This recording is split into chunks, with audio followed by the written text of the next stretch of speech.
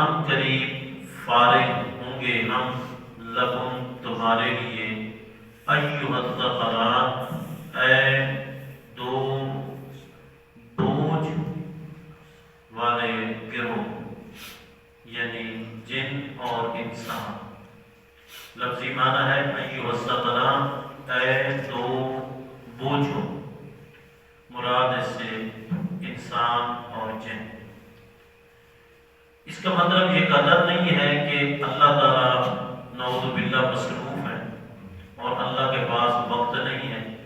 یہ اللہ تعالیٰ کے سامنے کوئی درپیش مسائل ہیں اور جس کی وجہ سے ابھی فراغت نہیں ہے، یہ معنی نہیں. اللہ رب العزت نے تو آسمان و زمین کو بنایا اور اللہ کو کوئی تھکاوٹ نہیں، اور آسمان و زمین کی حفاظت اس سے بھی اللہ کو کوئی تھکاوٹ نہیں.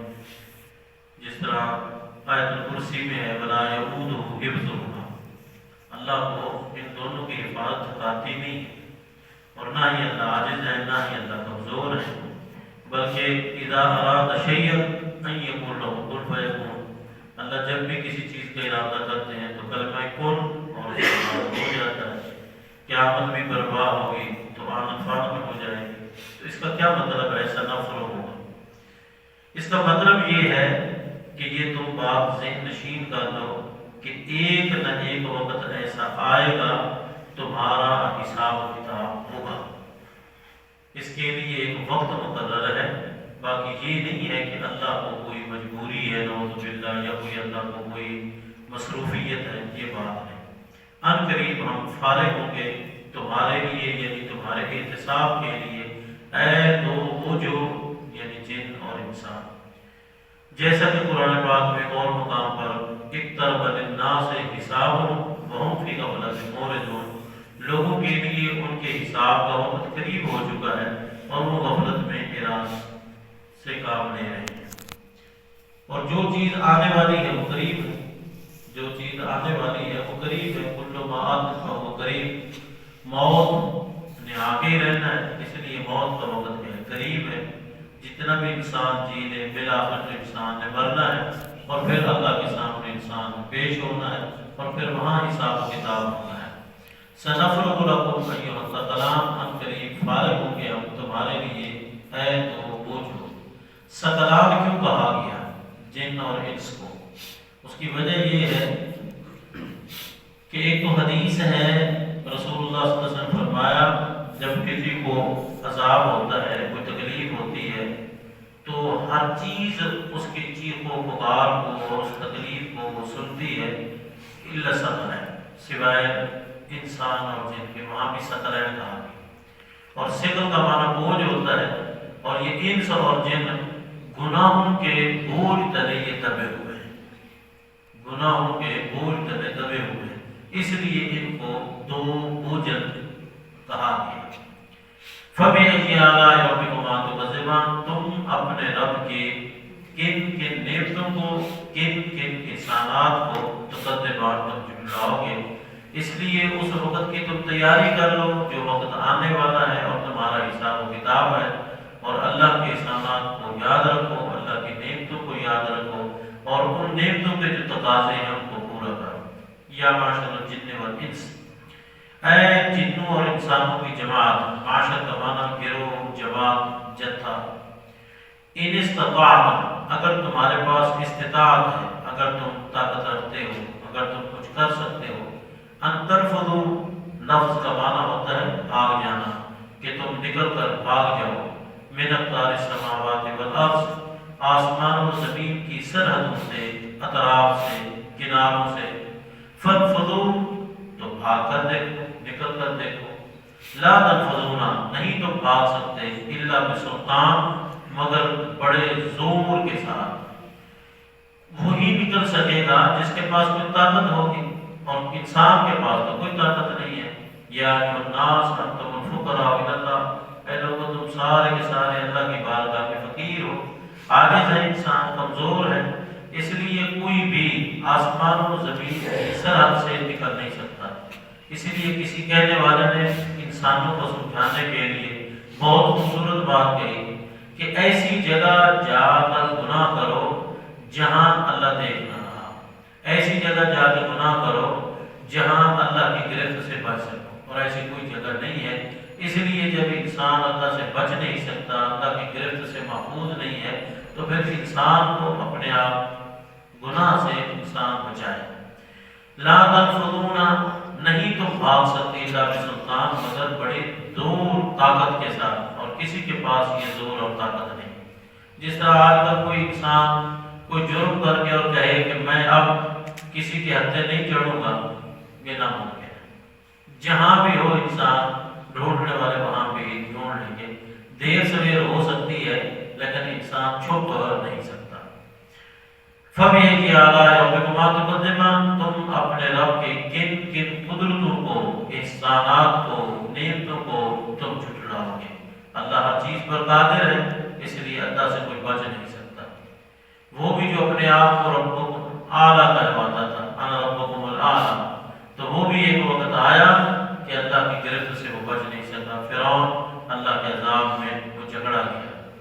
یرسل علیکم شواظ من نار ونحاس فلا تنتصران، بھیجا جائے گا علیکم، تم دونوں پر، انسانوں کو اور جنوں کو کہا جا رہا ہے، شواظ شعلہ، من نار آگ کا، ونحاس اور نحاس۔ نحاس کا ایک معنی تو ہے دھواں، اور نحاس کا ایک معنی یہ ہے تانبا پگھلا ہوا، تانبا پگھلا ہوا۔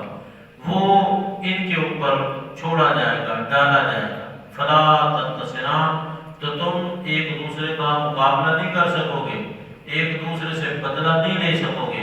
ایک وقت ایسا آنا ہے کہ تمہارے اوپر آگ کے شعلے اور دھواں یا تانبا پگھلا ہوا یہ تمہارے اوپر ڈالا جائے گا، اور اس وقت انسان کے پاس سوائے انسان کے عمل کے اور کچھ نہیں ہوگا۔ بس انسان کا عمل ہے جو اس کے کام آئے گا، باقی کوئی چیز بھی انسان کے کام نہیں آئے گی۔ اور جہنم کی جو آگ ہے وہ دنیا کی آگ کے مقابلے میں 70 گنا زیادہ ہے، 70 گنا آگ زیادہ ہے۔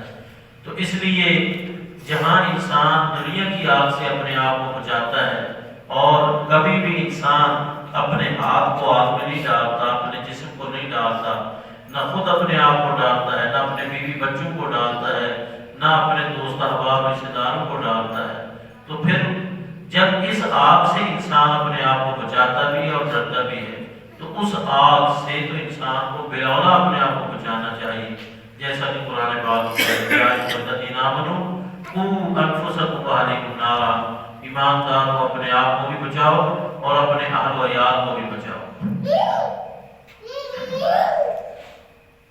یرسل علیکما، چھوڑا جائے گا تمہارے اوپر، شعلہ آگ کا، ونحاس اور دھواں یا تانبا پگھلا ہوا، فلا تنتصران، تو تم اس کا مقابلہ نہیں کر سکو گے۔ فَبِأَيِّ آلَاءِ رَبِّكُمَا تُكَذِّبَانِ، تم اپنے رب کے کن کن نعمتوں کو جھٹلاؤ گے، یا کن کن قدرتوں کا انکار کرو گے، یا کن کن احسانات کو تم جھٹلاؤ گے۔ فَإِذَا انشَقَّتِ السَّمَاءُ فَكَانَتْ وَرْدَةً كَالدِّهَانِ، پس جب پھٹ جائے گا آسمان، یہ آسمان کے متعلق کسی جگہ ہے کہ پھٹ جائے گا، کسی جگہ ہے ٹکڑے ٹکڑے ہو جائے گا، کسی جگہ ہے ریزہ ہو جائے گا، کسی جگہ ہے شگاف پڑ جائیں گے، کسی جگہ ہے کمزور ہو جائے گا۔ یہ مختلف حالات ہیں اور مختلف حالتیں ہیں، ایسے ہی یہ نظام درم برم ہو جائے گا۔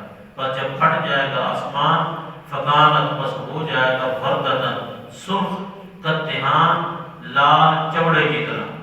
یہ اس آسمان کی کیفیت بیان کی ہے، جس طرح سرخ پھول ہوتا ہے، سرخ چمڑا ہوتا ہے، ایسے ہی انسان اپنی آنکھوں سے جو وقت ہوں گے وہ دیکھیں گے کہ انسان آسمان کی طرف جو نظر دوڑائے گا تو آسمان کی کیفیت یہی ہوگی، آسمان پھٹا ہوا ہوگا اور اس کے ساتھ ساتھ اس کے رنگت تبدیل ہو جائے گی، اور بالآخر یہ نظام سارے کا سارا درم برم ہو جائے گا۔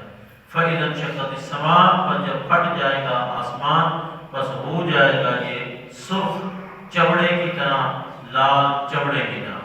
فَبِأَيِّ آلَاءِ رَبِّكُمَا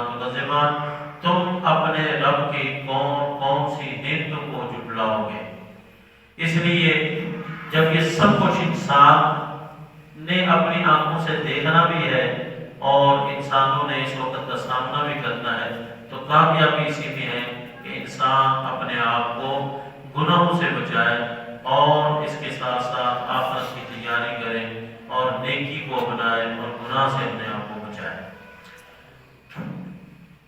सनफ़्रुग़ु लकुम अय्युहस-सक़लान फबिअय्यि आलाइ रब्बिकुमा तुकज़्ज़िबान या मअशरल जिन्नि वल इंसि इन इस्तताअ्तुम अन तनफ़ुज़ू मिन अक़तारिस समावाति वल अर्दि फंफ़ुज़ू ला तनफ़ुज़ूना इल्ला बिसुल्तान फबिअय्यि आलाइ रब्बिकुमा तुकज़्ज़िबान युरसिलु अलैकुमा शुवाज़un min नारिन व नुहाsun फला तंतसिरान फबिअय्यि आलाइ रब्बिकुमा तुकज़्ज़िबान फइज़ा इंशक़्क़तिस समाअु फकानत वरदतन कद्दिहान फबिअय्यि आलाइ रब्बिकुमा तुकज़्ज़िबान।